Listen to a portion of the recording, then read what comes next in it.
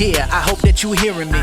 This is the future, all about cybersecurity. Talking about the hackers, I'm just trying to warn you. From the one and only legend, the cyber informer. Hey, yeah, this is the cyber reformer.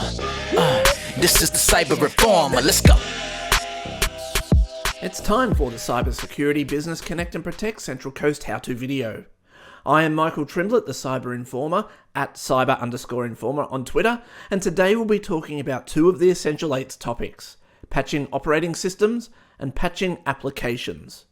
Patching or updating operating systems and applications have their benefits, but there are some gotchas. In this video, I'll show you where to look for Windows updates, give you some examples of how to update applications, and I'll show you how to update firmware in a router and a NAS device.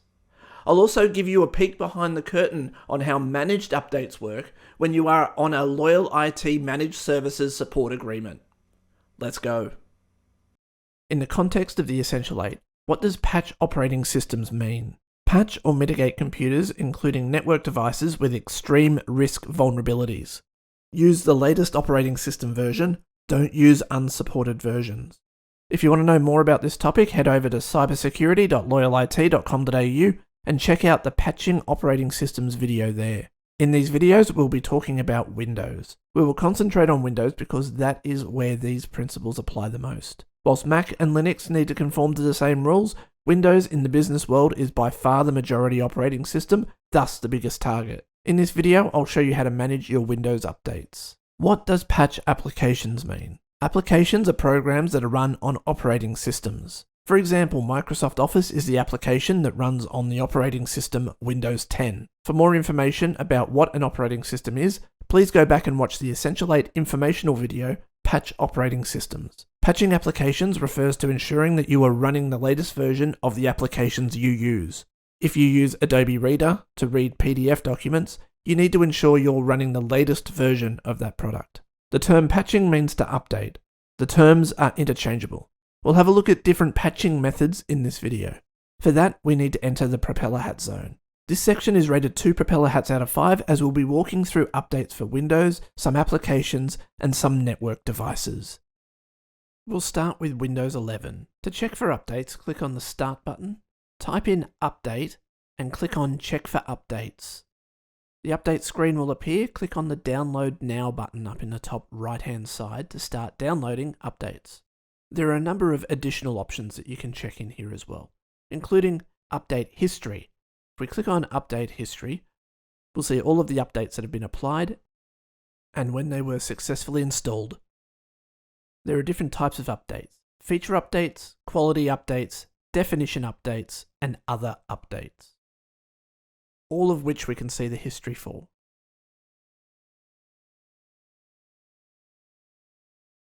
We also have the option to uninstall updates should there be an update that has caused a problem.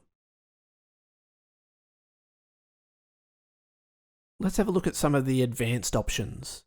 These options include receive updates for other Microsoft products, get me to update to restart as soon as possible, download over metered connections, which is typically when you're hotspotted to a mobile phone or using another 4 or 5G device.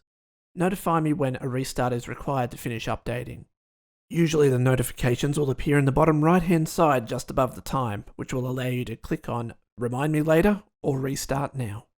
If you want the computer to restart automatically, you can select your active hours. This tells Windows when you're usually active on the computer, so it can restart outside of those hours. These are my recommended settings. I usually turn off Get Me to Update and download updates over metered connections.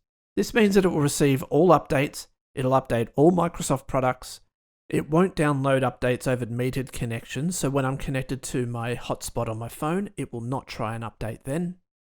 It'll notify me when a restart's required, and it knows my active hours, so overnight it will restart my computer if I haven't done it previously. Let's check back in on the progress of the Windows Update download. It's now in the installing phase, so I'll just speed up the video so we can see how this progresses. As per our settings, it has now popped up with the notification to ask us to restart now, or just accept with an OK, and that will get rid of the message. If we just click OK, the device will restart to update outside of active hours, and it will take about 5 minutes for it to restart. If we click OK, we'll then have the option to restart now by clicking the button in the top right, or you can just do a regular restart using the Start button. Again, we'll fast forward so we don't have to do this in real time.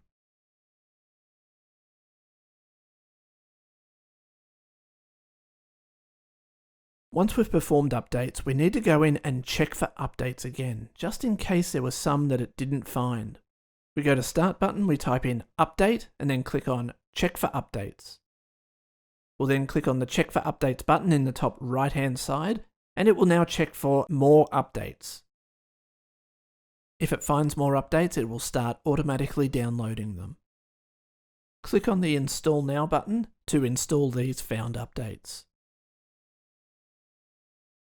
Note that these ones did not need a restart, because we didn't get the Restart Now notification in the bottom right hand corner.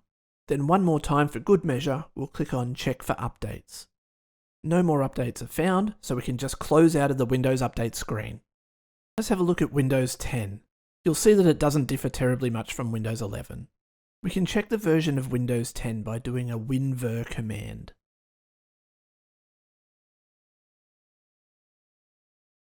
This tells us what level of Windows 10 we're at, and we're at 20H2, which is not the latest version. Click on Start and then type Update and press Enter. We can see there's already an update installed and it would like us to restart. We won't do that just yet. We have the option to pause updates for 7 days. We can change our active hours as we saw in Windows 11. Or we can choose our active hours manually, just like in Windows 11. We'll say that we're working 8 AM to 8 PM. Again, we can have a look at your update history to see all of the updates that are on there and when they were successfully installed. Click on Advanced Options to see all of the advanced options, just like in Windows 11. We have received updates for other Microsoft products when you do an update on Windows. And we'll get it to show us a notification when the PC requires a restart after updating. We can also pause Windows from updating until a particular date. We also see there's a feature update for Windows 10 available. We can see it's version 21H1. Remember, we were on 20H2, which is an earlier version. We'll restart to apply this update, and then we'll come back and have a look at the feature update install. Click on the Start button and we'll type in Update. Click on Check for Updates or press Enter. We'll click on Check for Updates again, because even though it says no updates available, sometimes Windows is a liar.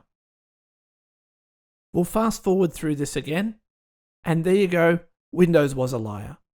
Let's apply this update. After we restart, we'll look at the feature update installation.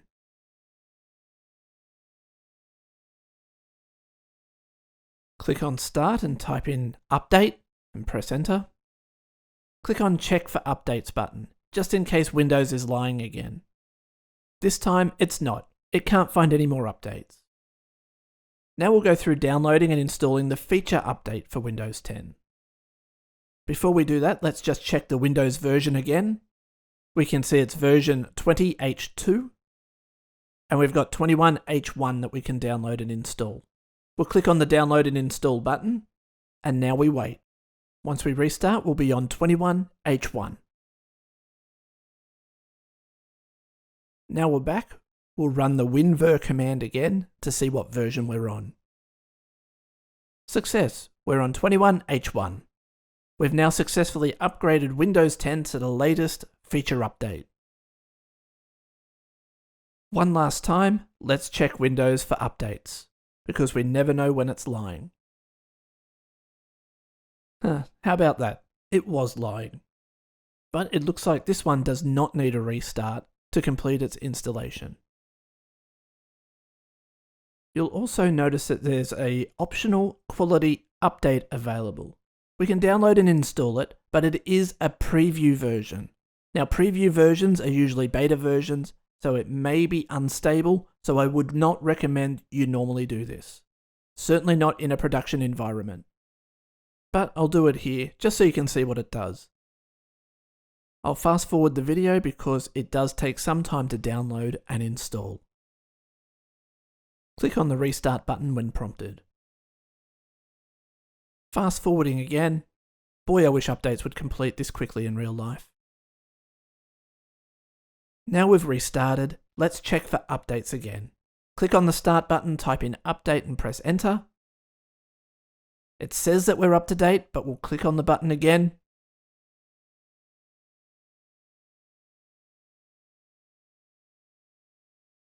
There we go, Windows wasn't lying this time. And that's updates on Windows 10. We'll briefly touch on the upgrade to Windows 11. When you're in the Windows Update screen on Windows 10 or prior, you might see this upgrade to Windows 11 is ready. Click on the download to install button. If you're using this in a business, I would highly recommend that you do not do this at this point. If you're using it at home, proceed at your own risk. At time of recording, Windows 11 is very new and it has a lot of bugs in it. We don't know what the compatibility with different products are, so I would say steer away from this at all costs within the business. Let's wait until it's a little bit more mature before we jump in. I won't demonstrate it here, but it installs very much like a feature update. You click the button, wait for it to download, click restart when it prompts you, then when you start back up again, you're in Windows 11. There are some limitations of installing Windows 11. To check to see whether your computer is ready for Windows 11, you can download the PC Health Check app from the Microsoft website. Once installed, it will look like this. Click the Check Now button to see whether your computer is compatible with Windows 11. You'll see the results almost immediately. We get the big green tick to indicate this PC is Windows 11 compatible. If you want to get more details, you can click on See All Results. This runs through every single spec of Windows 11, comparing it to your computer. If you have any crosses in there, you need to be wary of installing Windows 11. To reiterate, if you're doing this in a business, don't do it. By all means, do it on a home computer, but be wary there may be compatibility issues.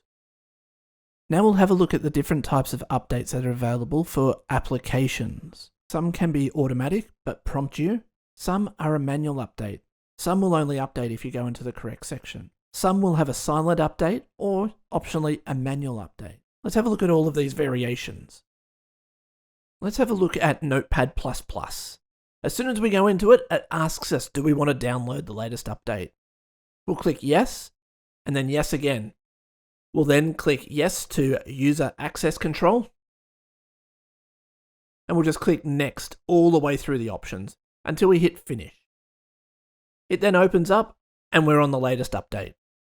Click on the question mark menu and then update Notepad++, and we can see there is no update available, meaning we're on the latest version. Let's have a look at a manual download using ExpressVPN. We can see it says update now at the top.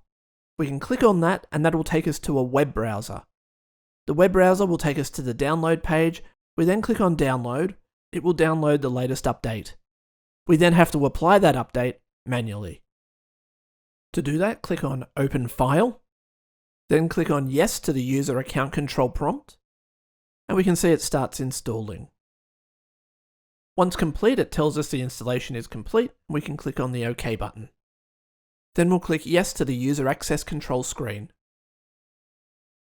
This will finalize the installation, and once complete, we'll see that there is no more prompt at the top of the screen to say Update Now. This means we're on the latest version. We'll close out of all of these screens. And now we'll go into Google Chrome and perform a manual update. We hit the three buttons at the top right-hand side, go to Help, and then About Google Chrome. Google will automatically now check for a new update, download it, and install it for us. The point is, we needed to go to the Help menu for Google to check for a latest version. It didn't do it automatically for us. Click Relaunch for Google Chrome to reopen with the latest version. For Microsoft Edge users, it is exactly the same process. Open up Edge, click on the three dots button, Help and Feedback, and then click on About Microsoft Edge. We can see it's fully up to date. Finally, we'll manually update Microsoft Office. We can go into one of the Microsoft Office applications. In this case, I've chosen Microsoft Word. We click on Account, go over to the Office Updates heading, then click on Update Options, then Update Now. The entire Microsoft Office suite, which includes Word, Excel, Outlook, all will update with this update, not just Microsoft Word. This takes a little bit of time to update, so I'll fast forward. At the end of the process, it will tell us we need to close out of Microsoft Word. Click the Continue button. This will close Word, but continue the update process. Again, I'll fast forward because it can take some time. Once complete, open any of the Office applications to continue working with the updated programs. Microsoft Office does a good job in updating itself. This is just how you do it manually. Now we've seen how to do many different types of updates, and we can see that it is a time-consuming process, which is why typically it doesn't get done frequently. And as we know, it's really important to be vigilant in installing your updates. If you don't want to do it, then perhaps your managed services provider may be able to provide you some sort of maintenance plan for them to be able to do it. Regardless, it is important to be done. Speaking of managed service providers, Loyal IT Solutions can provide you with a software product that can manage your updates for you. This is N-Central. We would install the N-Central agent on your computers and servers, and it can then be subscribed to this patch management system. We authorize updates before they go out to your computers and servers. Sometimes patches can cause more problems than what they fix. We have control over whether we allow them to go on your system or not. This screen shows us the different types of patches that are available, how many devices are subscribed to that particular update, and how many more days before that update is applied to those systems. It's important to have a delay on installing some of your updates because there could be some that come through that damage your system. It's good to get that feedback before allowing that to be installed. That's where we are the triage for these updates. Note that it's not just Windows updates. We can see Adobe Acrobat DC in this list, along with Chrome. There are a number of other programs like Notepad++ that will also be in this list. Because updates vary so wildly, we can only update a select few products through this list. Most products will not be there, so you'll need to employ some sort of manual update process for most programs that you use. This is where a maintenance plan with your managed services provider will allow them to come in and update your programs that cannot be updated using automatic processes. The Essential 8 recommends updating networking equipment. In this part of the video, we'll have a look at updating a Draytek router. I'll use Bitwarden to enter my username and password into this device and then click Login. Go to System Maintenance, Firmware Upgrade. Firmware is a type of software. It's similar to updating Windows, but it's on a chip as opposed to your hard drive. We can see here the current version is the same as the latest version, which means on this router we're fully up to date. If we wanted to download the latest update, we click on the Download Directly button, which will give us a zip file. In that zip file, we'll have two files. One of them says All, and one of them says RST. Now, the All file will retain all settings. The RST file will update your router, but put it back to factory default settings. Given that information, it's very important that you choose the right file when upgrading your system. To upgrade, you would select Choose File. You would then go to your zip file, select the file that you want, and then you would click on the Upgrade button. We won't do that because there's nothing to update here, but that is the process. You may want to manually select the update, so to do that you can go to draytek.com/support/latest-firmwares, and that will give you all of the models of the Drayteks that are out there. You can then go down the list, find your product, and select the download that you want.